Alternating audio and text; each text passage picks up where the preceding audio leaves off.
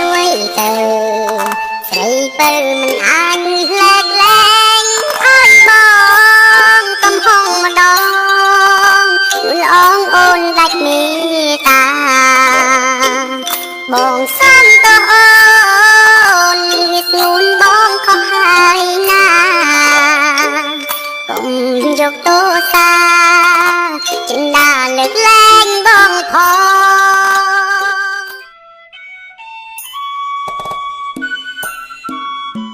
ឲ្យបងសុំទោសផងបងគ្មានដំណងក្បត់ចិត្តអូនទេ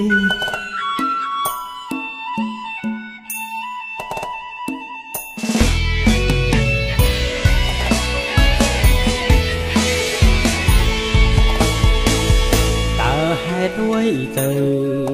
ស្រីពៅមិនអាចលើកលែងឲ្យបងកំហុងម្ដងនួនល្អងអូនដាច់មេត្តាបងសុំទោសអូនមានស្ងួនបងខុសហើយណាកុំ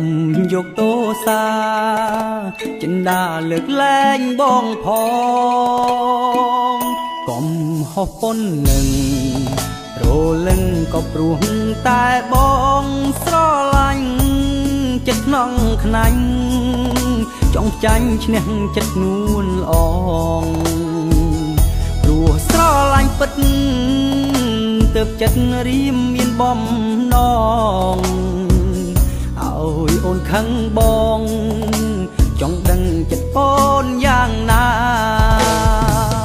ដំបៅតូចសោះយកឈើឆ្កាស់ខ្លាយជាធំធ្វើឲ្យរូបមុំ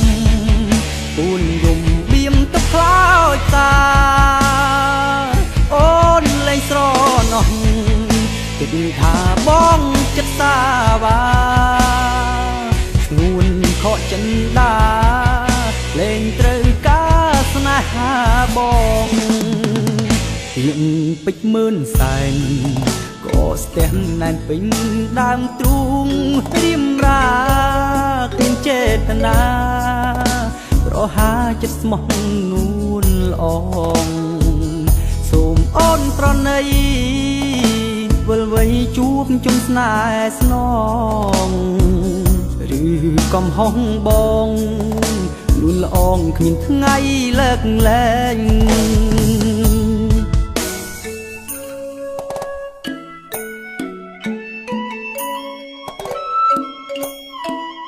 មិននឹកស្មានថាបងត្រូវស្រក់ទឹកភ្នែកព្រោះតែខ្លួនឯងសោះតើអូនលើកលែងទៅឲ្យបងផងបានទេ